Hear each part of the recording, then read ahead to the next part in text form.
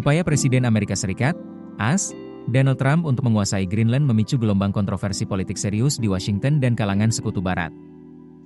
Pernyataan Trump dinilai mengancam stabilitas global menyusul penolakannya untuk menyingkirkan opsi penggunaan kekuatan militer terhadap wilayah kerajaan Denmark.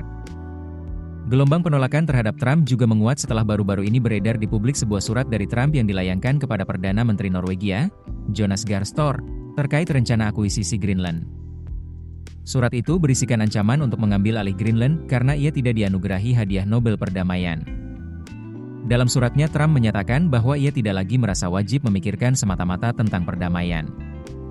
Sikap Trump tersebut sontak memicu kemarahan beberapa politisi Partai Demokrat, termasuk Wakil Yasamin Ansari dan Sidney Kamlager-Dove serta Senator Ed Markey.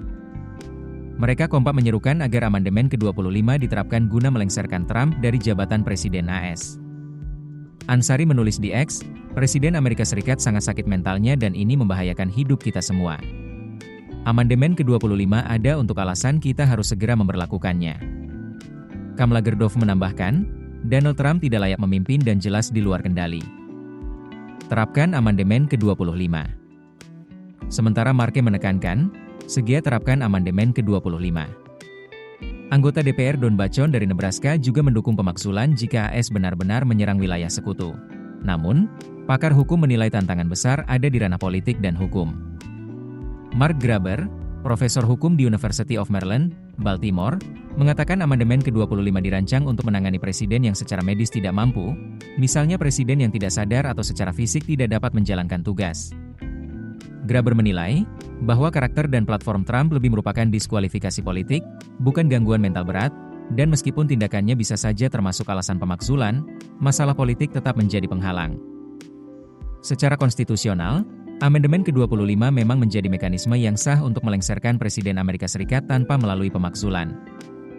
Mengutip dari Times, amandemen ke-25 dirancang untuk menghadapi situasi luar biasa, ketika seorang presiden dinilai tidak mampu menjalankan tugas dan kewenangannya, baik karena kondisi fisik, mental, maupun situasi lain yang dianggap mengganggu kemampuan memerintah. Para ahli hukum menilai mekanisme ini dirancang untuk kasus presiden yang tidak mampu menjalankan tugasnya, baik karena kondisi medis maupun alasan lain. Amandemen ke-25 disahkan pada 1967, setelah pembunuhan Presiden John F. Kennedy, untuk mengantisipasi keadaan darurat medis yang dapat menghambat presiden menjalankan tugasnya. Amandemen ini terdiri dari 4 bagian. Bagian 1, jika presiden meninggal, mengundurkan diri, atau diberhentikan, wakil presiden otomatis menjadi presiden. Bagian 2, jika jabatan wakil presiden kosong, presiden menunjuk pengganti yang harus disetujui mayoritas di kedua kamar Kongres. Bagian 3, presiden dapat sementara menyerahkan kekuasaan dengan surat tertulis kepada ketua DPR dan presiden pro tempore Senat jika merasa tidak mampu menjalankan tugas. Wakil presiden kemudian menjadi presiden sementara.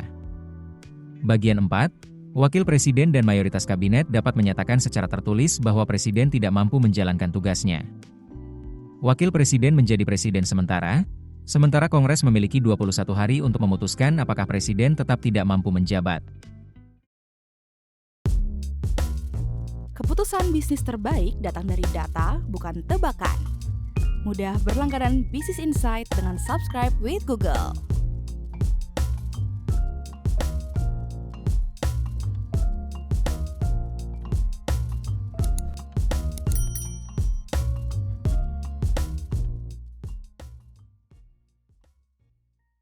Download aplikasi Kontan sekarang di App Store atau Play Store.